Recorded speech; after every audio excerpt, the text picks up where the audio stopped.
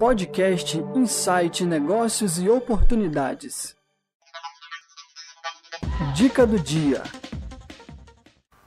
Vagas de estágio para técnico em administração em Vila Velha.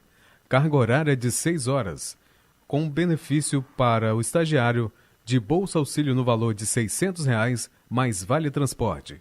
Interessados devem enviar currículo para o ccaa-es.gov.br.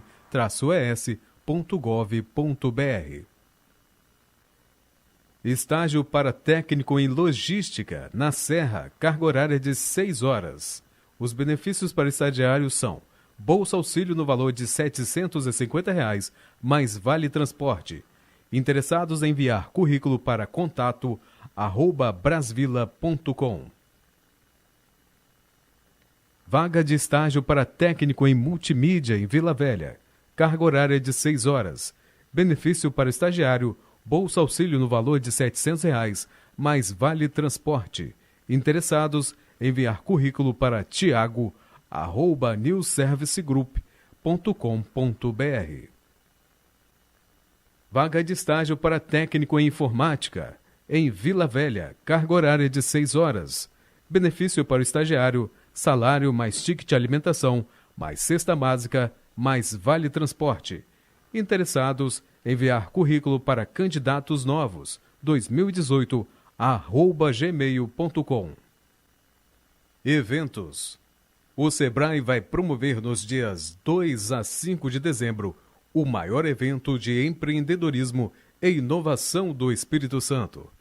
É o ESX, Espírito Santo Innovation Experience. Mais informações, esx2021.com.br. Esse podcast é uma realização da Insight Incubadora em parceria com alunos de rádio e TV. Luiz Sérgio Pessoa, diretor da Escola de Líder. Obrigado pela sua presença e seja bem-vindo ao podcast Insight Negócios e Oportunidades. Obrigado, é um prazer muito grande estar aqui, professor, para falar sobre um tema muito importante, né? E que está na atualidade, e que as pessoas hoje estão buscando muito essa área de conhecimento, né? Para poder atender as necessidades que as empresas hoje tanto buscam, né? Legal. Então, senhor Luiz, Luiz, é isso mesmo. Eu acho que é um assunto muito pertinente, importante, principalmente para o dia de hoje, né? Isso, com certeza. Fala um pouquinho da sua trajetória profissional, só para a gente conhecer melhor o senhor. Bom, eu iniciei minha carreira, né, como técnico em eletrônica e fui para Uzi Minas, onde fui fazer curso de engenharia, depois engenharia elétrica, e eu passei a ser instrutor de treinamento lá da Uzi Minas. Até que em 90 eu saí e abri minha própria empresa de treinamento. Porque nessa época, foi o presidente Collor, em 90, ele abriu as portas do Brasil para importação. Eu lembro. E o pátio industrial estava muito sucateado. E aí começaram a importar equipamentos. E eu senti a necessidade muito grande de criar a oportunidade de atender as empresas na parte de treinamento, de qualificação de mão de obra. Estava sendo implantado no Brasil a ISO 9000, né, e que começou em 85, né, e muitas empresas resistindo em colocar aquilo, né, em implantar a ISO 9000. Mas não adiantava nada você ter equipamentos importados, né, e não ter uma mão de obra qualificada. Certo. E aí que eu aproveitei a janela, né, e abri minha empresa de treinamento e comecei a atender as empresas no Brasil na área de siderurgia, mineração, tecelagem e setor elétrico. E atendia também o Senai. Sim, sim. Então era uma demanda enorme para poder treinar esse pessoal. Isso, né? aqui no Espírito Santo, Luiz? Não, foi em Minas. Começou em Minas, né? Mas depois eu fui atendendo, fui sendo chamado para os outros estados. Vim para o Espírito Santo aqui, atendi aqui a CST. Algumas empreiteiras também que estavam implantando o Prodifor, que é um sistema da qualidade também. Não era igual a ISO 9000, mas atendia porque eram fornecedores, né? As grandes empresas estavam implantando a ISO 9000, vinha aqui para atender essa parte de treinar pessoas ali, qualificar mão de obras ali, que era o SECOL, que foi criado, que é o Certificado de Qualidade de Mão de Obra. Legal. Então eu vim aqui para poder treinar as pessoas. Então eu viajava São Luís, Maranhão, Cuiabá, Rio, São Paulo, Minas toda, né? Atendendo todas essas empresas ali. Legal, senhor.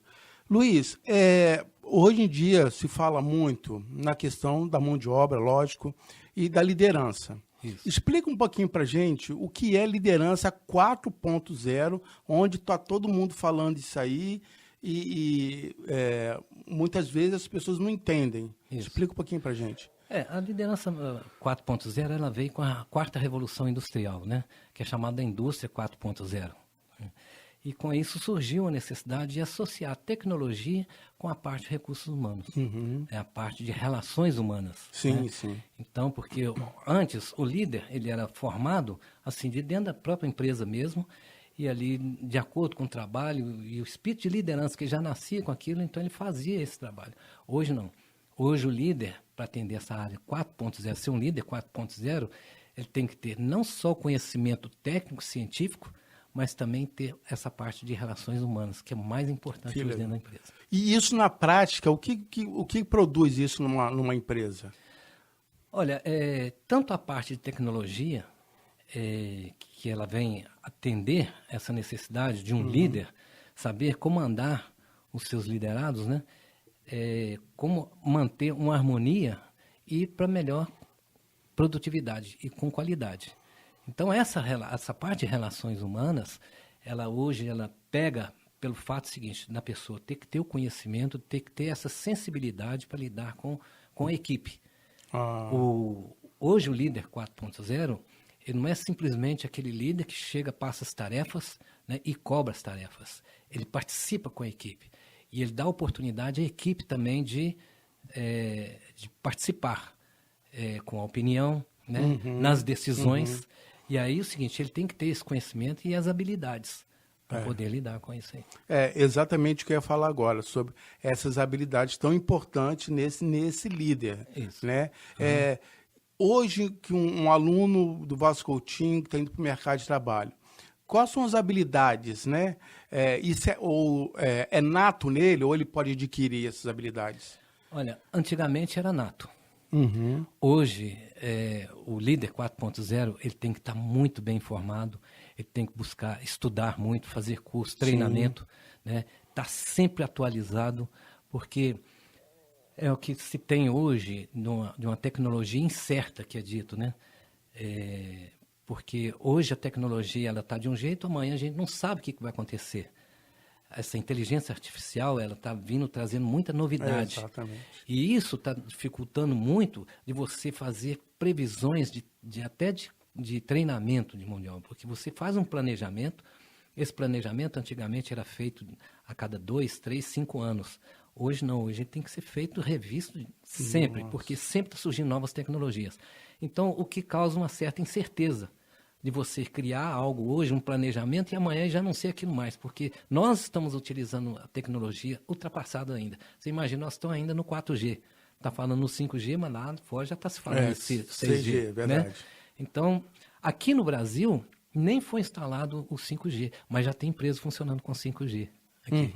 Então, olha só, como é que já tem uma tecnologia nova e nós utilizando tecnologia antiga. Né? Então, o líder ele tem que estar atento para todas essas mudanças que vão acontecer. E não só para ele trazer o conhecimento que tem que ter, mas também de lidar com essa equipe dele. Entendi.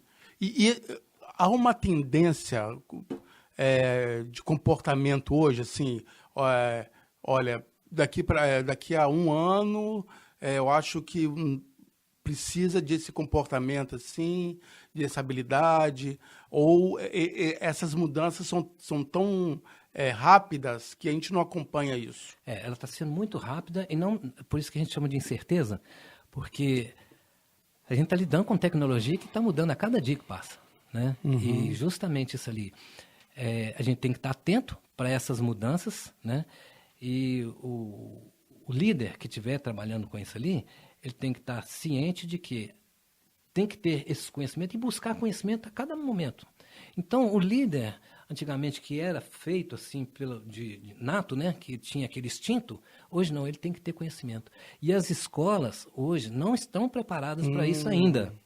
As faculdades ainda não têm essa preocupação de trabalhar o líder, de formar líder, porque você forma um líder a partir do momento que ele tem conhecimento hoje. A partir do momento que ele começa a estudar, buscar curso, treinamento e buscar essa nova tecnologia, ele se forma. Sim, entendi. Ele entende da tecnologia e da técnica toda. Então, ele tem uma capacidade muito grande de liderar. Agora, ele precisa mais agora treinar a parte de relações humanas. Vou pegar o seu gancho e fazer uma pergunta.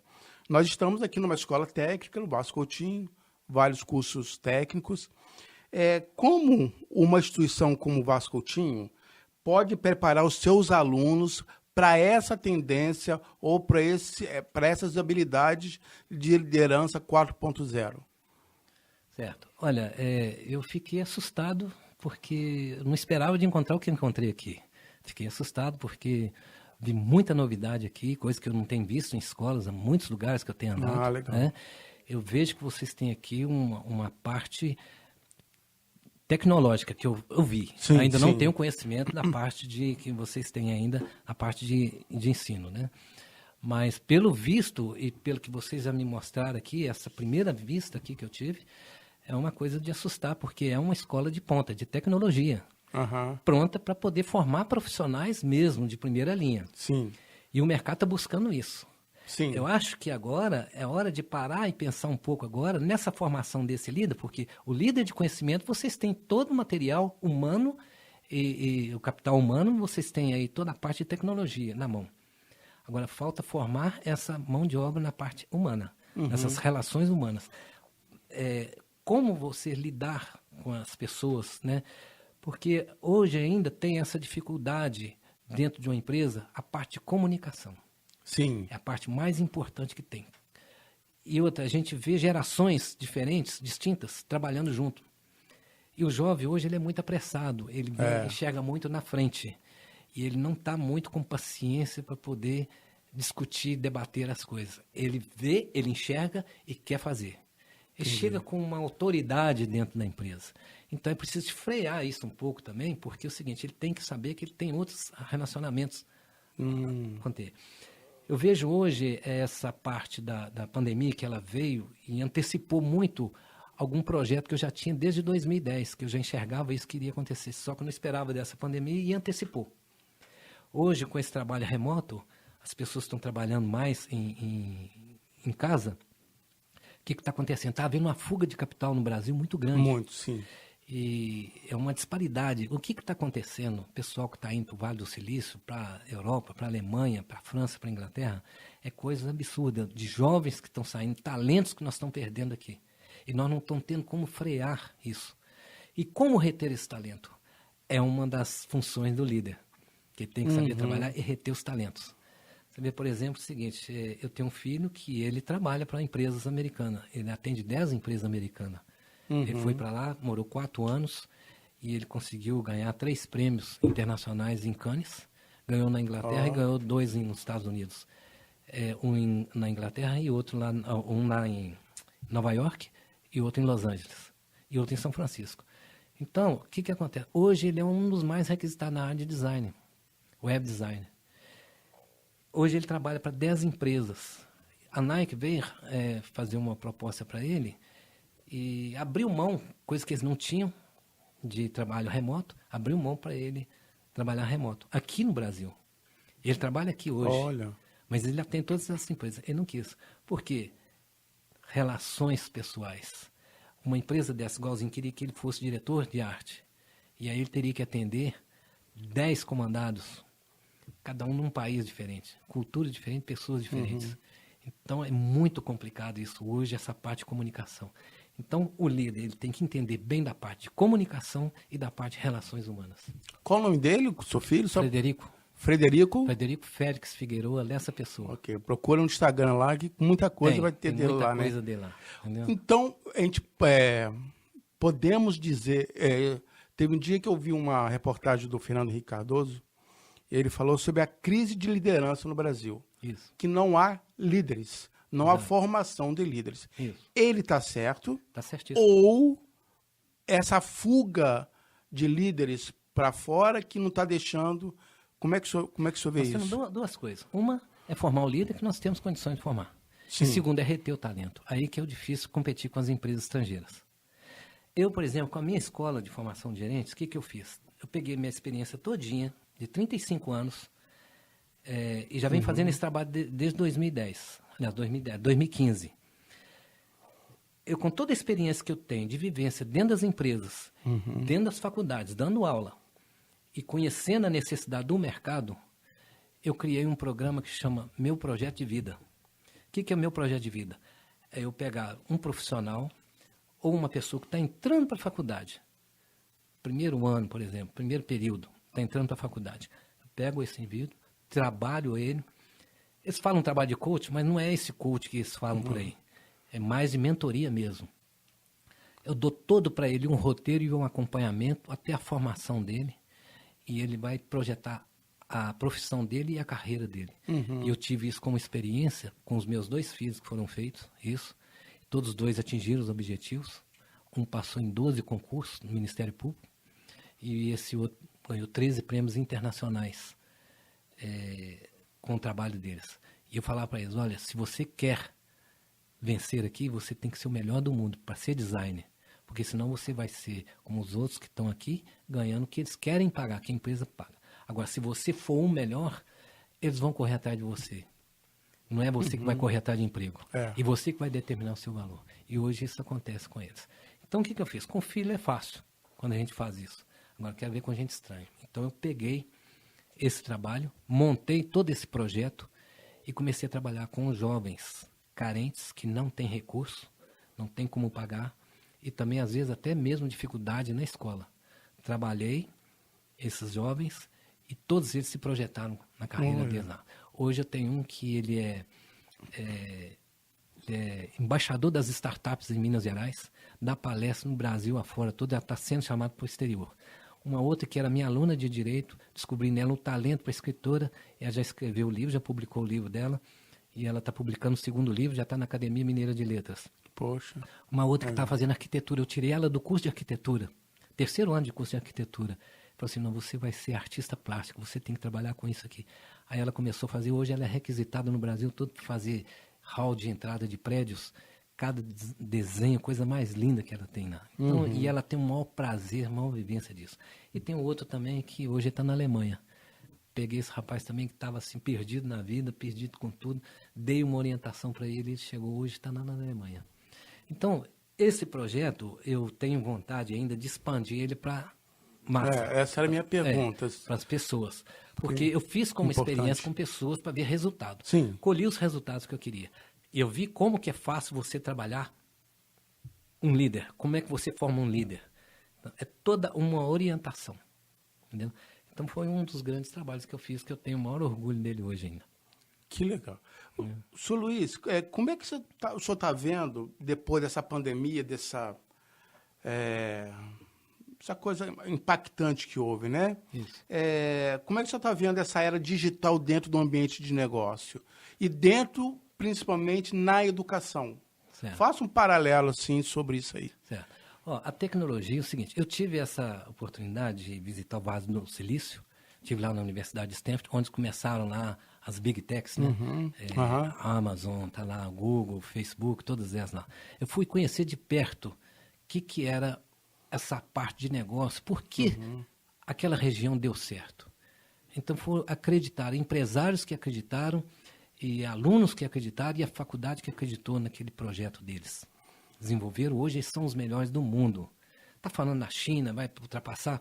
Eu acho meio difícil a China ultrapassar os Estados Unidos, porque eles ainda têm o domínio da tecnologia, né? Eles falam alguma coisa ali, mas estão longe ainda de tecnologia em relação ao mundo. E o Brasil, nós tivemos um problema sério.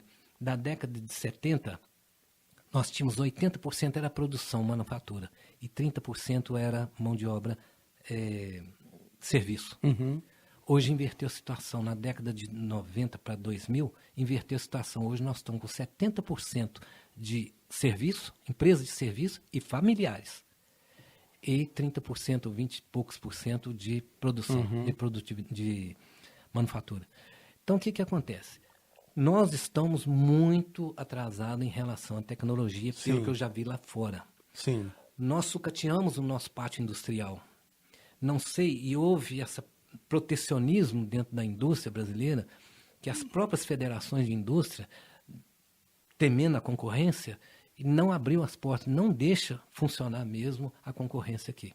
Então, eu vejo uma dificuldade muito grande hoje o Brasil deslocar recursos, porque já está escasso, para a área de tecnologia. As escolas têm que investir em tecnologia.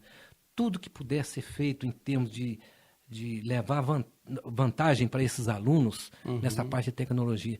Porque o que eu vejo? Eu enxergo de uma forma, pode até me criticar, mas eu enxergo dessa forma. A escola no século XIX, o professor no século XX e o aluno no século XXI. A escola no século XIX está lá, aquela sala quadrada com o quadro e as carteiras. O professor no século XIX, não por causa dele, porque há falta também de treinamento para professores lidar com essa tecnologia. Mas torna-se mais barato. Um professor ficar dando aula, escrevendo no quadro, o aluno copiando e o professor explicando depois. E o aluno com a tecnologia no século XXI, que ele consegue pesquisar qualquer coisa hoje num smartphone, em qualquer idioma que quiser. E às vezes o aluno ele é proibido de usar um computador ou um smartphone dentro de sala de aula. E por professores, isso eu vi em faculdades, né? Porque o aluno usa o celular e ele começa a fazer perguntas que ele pesquisa aqui. E o professor não está preparado para responder. Entendi. Então, eu vi essa dificuldade. E eu sempre abri espaço para isso. E nota-se uma dificuldade muito grande nessa parte de educação, principalmente a quantidade de faculdades que abriu no Brasil, entendeu? Mas sem um controle de qualidade. O aluno, ele entra para a faculdade, ele basta não pode tirar 0 na prova. Mas precisa melhorar essa qualidade do aluno para entrar para uma faculdade. Porque o que eu vejo? 2 situações. Uma, na década de 70 para trás, 5% das pessoas que ocupavam as universidades federais. Ricos. Verdade. E pobre não tinha acesso a essa faculdade. Sim. Aí agora inverteu a situação. Olha, o pobre vai ter direito à faculdade.